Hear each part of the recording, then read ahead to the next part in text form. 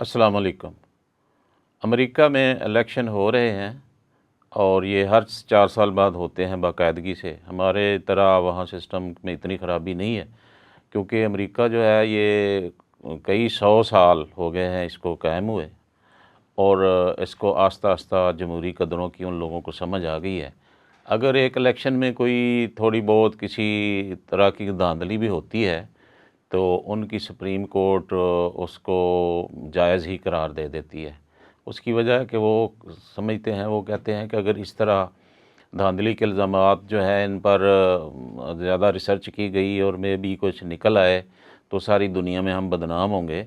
वो बजाय इसके कि वो उस धांधली का इल्ज़ाम लगाने वाले को उसकी हौसला अफजाई करें, वो बल्कि वो ख़त्म कर देते हैं मामला। तो ये पिछले 1-2 इलेक्शन में ऐसा मामला हुआ है कि धांधली के इल्ज़ामात लगे, क्योंकि आजकल जो सिस्टम है ये मीडिया जो इस तरीके का है आजकल, और वो जो मशीनें हैं जिससे वोट डालते हैं उसमें किया जा सकता है बहुत कुछ, हैकिंग हो सकती है, तो हुई भी होगी। लेकिन ये कि उनकी सुप्रीम कोर्ट ने इसे वो कलअदम करार दे दिया कि कोई इलेक्शन जो है कोई इसमें धांधली नहीं हुई। तो उसके नतीजे में बड़ा स्मूथ उनका सिस्टम चल रहा है, चाहे जैसा भी। अब पिछले एक इलेक्शन में ट्रंप साहब जो हैं वो इलेक्शन जीत गए, तो उसके बारे में भी था कि ये शायद रूस ने इसमें कोई मदद की है। तो खैर उसने बहुत सारे काम ऐसे किए कि जो इतने अच्छे मुल्क के लिए, एक सोबर मुल्क के लिए एक अच्छा तरीक़ाकार के मुताबिक नहीं थे। कुछ बातें ऐसी थीं, कुछ बयानात ऐसे थे, बातों के अलावा, पॉलिसियों के अलावा बयानात बड़े बेतुके से थे। तो उससे कुछ लोग मायूस हुए, तो अगले इलेक्शन में उनके मुकाबले में जो दूसरे बाइडन हैं उनको उन्होंने जितवा दिया लोगों ने। तो बाइडन साहब की उम्र ज़्यादा थी और ज़्यादा है, तो वो पता नहीं, वो भी सही तरह से नहीं चला सके, लोगों को मुतमिन वो भी नहीं कर सके। और 4 साल तो खैर गुजर गए। 4 साल में ये दरमियान में उनके हमारी तरह ना वो नहीं होती कि अभी 2-4 महीने मिले हुकूमत को तो पीछे शोर शुरू कर दिया जिस तरह हमारे यहाँ होता है।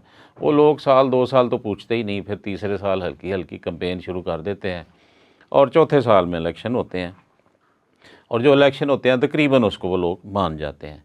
तो अब सूरत हाल ये है कि डेमोक्रेट्स को भी कोई उम्मीदवार अच्छा नहीं मिला, तो उन्होंने जो नायब सदर थी कमला हैरिस उसको ही खड़ा कर दिया। वो समझा कि यही बेहतर है।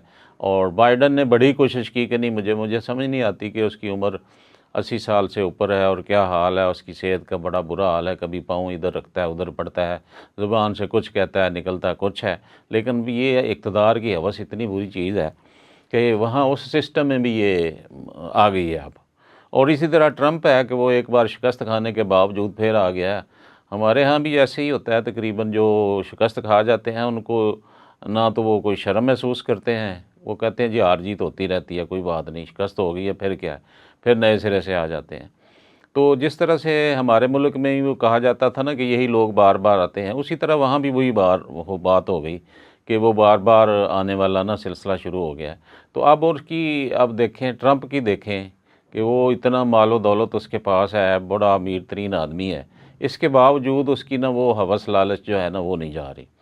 और उम्र भी इतनी हो गई है, उसकी भी 78 साल उम्र है। अंदाज़ा करें, हमारे यहाँ 70 साल के लोग, 70 साल की उम्र वाले को बाबा कहते हैं, और बाबे को बल्कि जो ज़रा अच्छी सेहत की हालत में हो उसको बाबा नहीं कहेंगे, तो फिर भी कहेंगे 17-72 गया ये, यानी 70-72 का हो गया तो समझो कि इसका अब दिमाग जो है हिल गई हैं उसकी चूलें, और ये वो काम नहीं करेगा। हमारे यहाँ के जितने सियासतदान बड़े वाले हैं सारे 70-70 साल के हो गए हैं। जरदारी साहब 69 साल के हैं, शहबाज शरीफ साहब, नवाज़ शरीफ साहब, शेख रशीद, अपना कादरी साहब, जिसका ज़िक्र करेंगे आप वो 70 साल का मिलेगा। चंद एक लोग हैं जो इससे नीचे होंगे।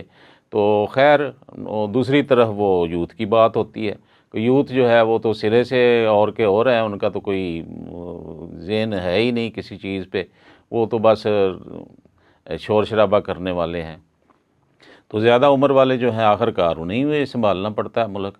लेकिन मैं देख रहा हूँ कि ये दरमियान में जो उम्र है 50 से ऊपर, ये बड़ी संजीदा उम्र होती है। 50 से लेकर 60 तक कर लें, क्योंकि आम तौर पे 60 साल वाले को भी नौकरी से चूँकि रिटायर इसलिए कर दिया जाता है, इसीलिए किया जाता है, ये बड़ी कोई नफ्सियात और तहकीक के नतीजे में है कि 60 साल के बाद वो बंदा ना इतनी उसकी कारकर्दगी बेहतर नहीं रहती। लेकिन मैं हैरान हूँ कि जज हज़रात जो हैं उनको उम्र 63 और 65 साल कर दी जाती है कि क्या 60 साल के बाद उनका दिमाग ज़्यादा चलना शुरू हो जाता है। ये अल्लाह बेहतर जानता है। और ये तो हम तो शायद ये हमारी ये बात भी गुस्ताखी में आ जाए, लेकिन मुझे समझ नहीं आती कि आम सरकारी मुलाज़िम 60 साल की उम्र में रिटायर हो जाता है और जज हज़रात जो हैं वो सुप्रीम कोर्ट और हाई कोर्ट के चीफ़ तक बन जाते हैं। खैर चले, ये जुमला मोतरज़ है। तो अब देखने की बात यह है कि जो मुल्क चलाने के लिए सबसे ज़्यादा तेज़ दिमाग चाहिए बंदा, अगर उसकी उम्र ही 70 साल से ऊपर हो या 70 हो गया, 72 हो गया, चलो उसको छोड़ें, तो 80 साल की नौबत आ जाती है। तो वो अगर ये तो कमला हैरिस खड़ी हुई है इलेक्शन में, तो ये तो 60 साल की है। खैर, तो फिर भी देखना, मुझे लग रहा है कि कमला हैरिस को लोग नहीं चुनेंगे और वो 78 साल वाले को चुन लेंगे। और उसके मुकाबले में अगर वो बाइडन होता तो वो 80 साल से भी ऊपर का है, यानी मुकाबला 80 बराबर 80 का होता, यूँ समझ लें, 80s की। वो इसी तरह मोदी है, वो भी 70 साल के लगभग उसकी उम्र हो चुकी है। कोई समझ नहीं आती कि इतनी ज़्यादा उम्र में जहाँ लोगों को बिल्कुल घर बैठ के आराम करना चाहिए, और हमारे उर्दू में जो मुहावरा है कि कब्र में टांगे हैं तो कब्र में पाँव हों, तो उधर जनाब इक़्तिदार की जोत जो है वो ज़्यादा लग जाती है। भागते हैं ऊपर से ऊपर, ऊपर से ऊपर। और अजीब बात एक और है जो मैंने बात करनी है, वो ये है कि क्या हमें काम के बंदे इस उम्र से नीचे वाले नहीं मिलते? यानी इतना कहतर रुझान आ गया है दुनिया में, काम के बंदों की इतनी कमी आ गई है कि हम वो पुराना गड़े मुर्दे जिसे कहते हैं, वो उसको उखाड़ के, तो सारी दुनिया की मैं बात कर रहा हूँ, पाकिस्तान की नहीं कर रहा। तो वो पुराने से पुराने जो अमेरिका, इतनी बड़ी जमहूरियत, इतना बड़ा मुल्क, सारी दुनिया पे यूँ समझे उसकी हुकूमत है, एक सादा लफ्ज़ों में हम कहें तो। और वहाँ इतने बूढ़े बूढ़े जो हैं वो मुकाबला कर रहे हैं, क्या जवान उनको नहीं मिलते? तो ये शायद उसका ही जवाब इन्होंने दिया है कि ये कदरे वो जो छोटी उम्र की 60 साल की वो जो है उसको खड़ा किया है कि चलो शायद ये कामयाब हो जाए, लेकिन उसकी कामयाबी नज़र नहीं आती। और अब आगे देखें इस दुनिया का मुस्तकबिल क्या हो, जब इतने लोगों की, काम के लोगों की कमी हो जाए, मसला बन जाए, ढूंढने से मुश्किल हो जाए। ये दोनों पार्टियां जो डेमोक्रेट और रिपब्लिकन हैं, दोनों के लिए मुश्किल बना था अपने उम्मीदवार खड़े करना और ढूंढना, मज़ीद ढूंढना। तो नीचे से कोई ऐसे काबिल उम्मीदवार इन्हें नहीं मिले और मजबूरन इन्हें उन्हीं को देना पड़ा। मजबूरन दोनों पार्टियों ने मजबूरन टिकट दिए हैं। तो वो देखें, कल 1-2 दिनों में फ़ैसला हो जाएगा जो भी है। लेकिन परेशानी इस बात की है कि काम के लोगों की कमी होती जा रही है।